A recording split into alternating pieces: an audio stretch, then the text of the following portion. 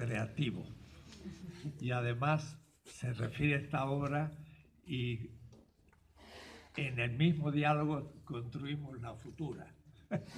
O es decir, que ha comentado también el futuro, no solamente el presente. Pero creo que escucharlo, pues uno no puede menos que aprender, y yo también. José lo hace con una precisión y una cantidad de referencias que me enseñan muchas cosas. Y lo que tenemos que crear es una comunidad justamente de gente que no solamente entienda al otro, sino que también pueda criticarlo, porque estamos en un verdadero momento de creación de filosofía en América Latina muy fecunda. Este pequeño libro, y quiero insistir en la presentación que hizo José, lo está haciendo una editorial española, CAL, pero quiere descentralizar su edición, de tal manera que se publica en España y se publica en México, y queremos publicarlo en Perú y en Buenos Aires, en Argentina, para que los precios bajen y se imprima en cada lugar y no haya que estar enviando los libros por correo. Entonces eso ya es una muy buena iniciativa.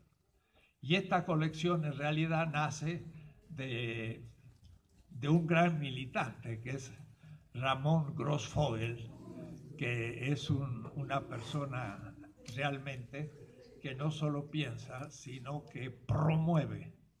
Y a veces yo digo, le digo a Ramón, tú eres, perdón por la expresión tan vulgar que voy a usar, pero yo digo, tú eres el padre del circo y yo el payaso, en el sentido de que él toma contacto en los más extraños puntos de la Tierra.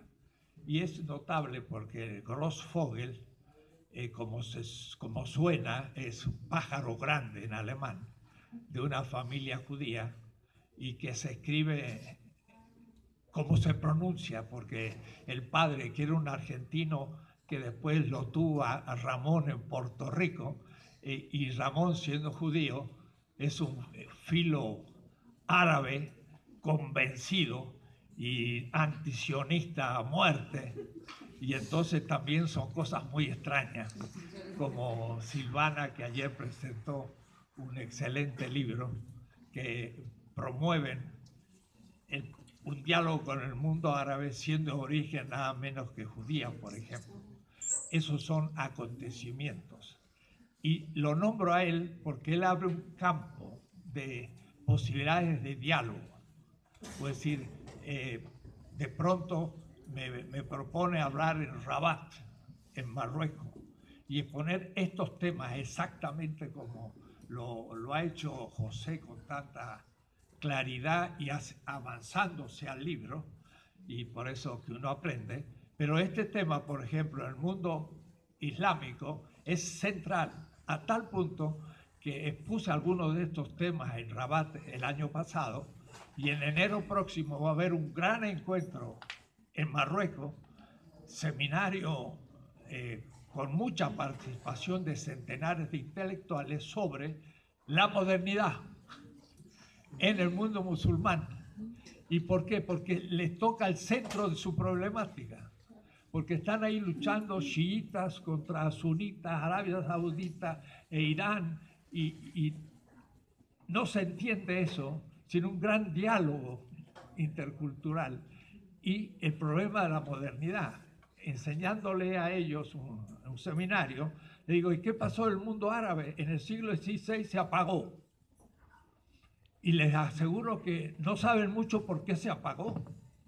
Y con Tariq Ramadan, profesor en Oxford y demás, hemos charlado, y le digo, pero ¿por qué se apagó el mundo musulmán?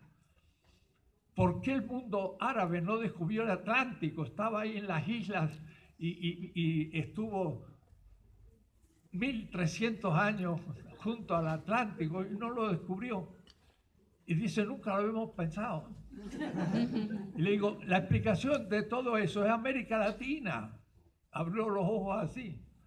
No se dan cuenta que la llegada a América Latina fue el apagarse del mundo musulmán. El mundo musulmán era el centro de Eurasia.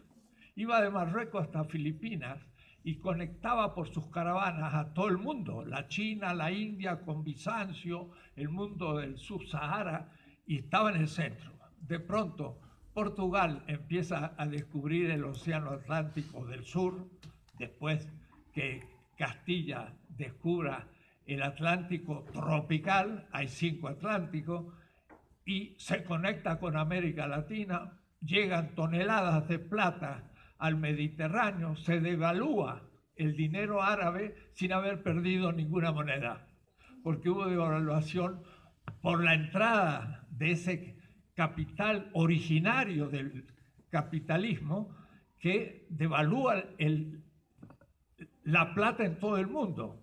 La primera moneda mundial se fraguó en la calle de la moneda de México. Fue la primera moneda en la historia mundial que valió en todo el mundo. Antes no, porque no estaba América. Y además no había ninguna moneda en Eurasia. Pero la moneda que se imprimió con la plata del Potosí y de Zacatecas y demás fue la primera moneda que se aceptaba en el África bantú, en la India, en la China, en Europa y en América. Y el marxismo tradicional dijo la época colonial un modo feudal.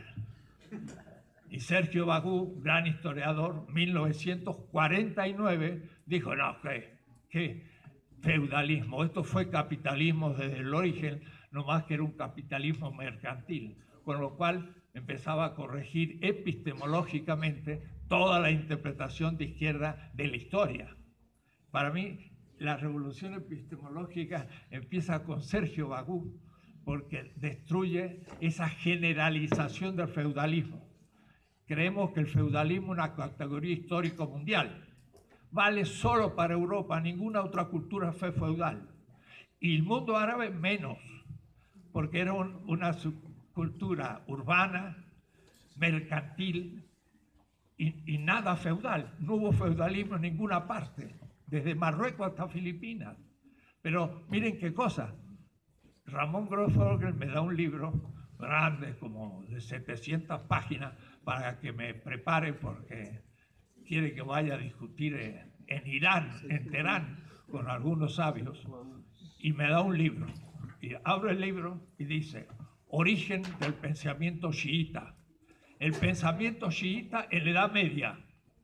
Dije, ya tengo tiempo para dialogar en Teherán. ¿Cómo es posible que ustedes usen la palabra Edad Media si nunca estuvieron ahí? Entonces, ya tuve un tema. Voy a decirle a los propios chiitas, pero no saben ni su historia, porque están tan modernizados que luchando contra la modernidad es el fundamentalismo árabe que rechaza la modernidad y vuelve a una tradición sustancializada. Y por eso rechaza la modernidad, pero se la ha tragado hasta en un libro de historia. O es decir, contra la modernidad, siendo coloniales por la ciencia que tienen estudiada en sus universidades o en el extranjero. Es interesante. Entonces, estamos en un momento histórico mundial. Este librito son algunos artículos, pero artículos que escribo entre un libro grande y otro grande, entonces hay muchos artículos, y entonces están entre el tomo segundo y el tercero de mi pobre tercer tomo de la política, que nunca tengo tiempo de escribir.